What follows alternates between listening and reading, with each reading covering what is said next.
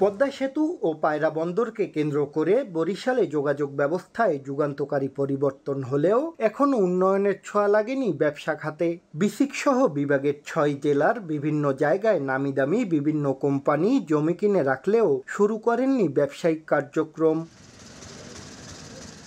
ব্যবসায়ীদের অভিযোগ, চাহিদা অনুযায়ী পর্যাপ্ত ঋণ না পাওয়া, সরকারি বিভিন্ন দপ্তরের প্রয়োজনীয় কাগজপত্র দিতে গড়িমসি সহ আমলাতান্ত্রিক জটিলতা ও প্রশাসনিক অব্যবস্থাপনার কারণে চাইলেও ব্যবসা করতে পারছেন না তারা। সবার সমন্বয় ছাড়া ব্যবসা বান্ধব বরিশাল গড়া অসম্ভব বলেও দাবি তাদের। যখনই একটা ইন্ডাস্ট্রি করতে আসবে তখনই একটা অনাপত্তির একটা বিষয় থাকে।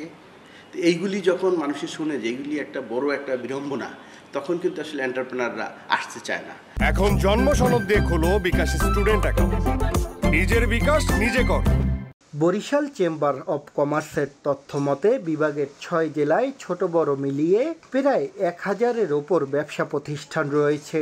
এছাড়া নতুন করে ব্যবসা প্রতিষ্ঠান গড়ে তুলতে উদ্যোগ নিয়েছে গার্মেন্টস সহ প্রায় ৩ শতাধিক প্রতিষ্ঠান।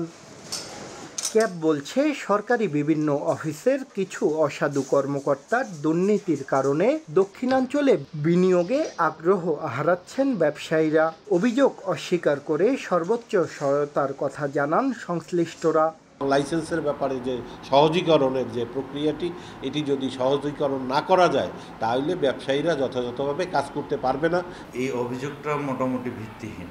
সোনালী ব্যাংক তো তার ব্যবসার উপরে শত শত কোটি, হাজার হাজার কোটি টাকার লোন দিয়ে থাকে, সেটা দেয়া সম্ভব আর কি, তাদের যদি ব্যবসা থাকে।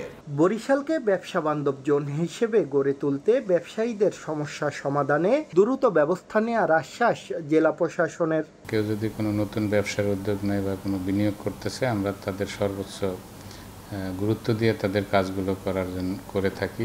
বরিশালে মোট ৩টি চেম্বার অব কমার্স রয়েছে। এসব প্রতিষ্ঠানের সাথে প্রায় ১,০০০ ব্যবসায়ী জড়িত। শাকিল মাহমুদ, সময় সংবাদ, বরিশাল।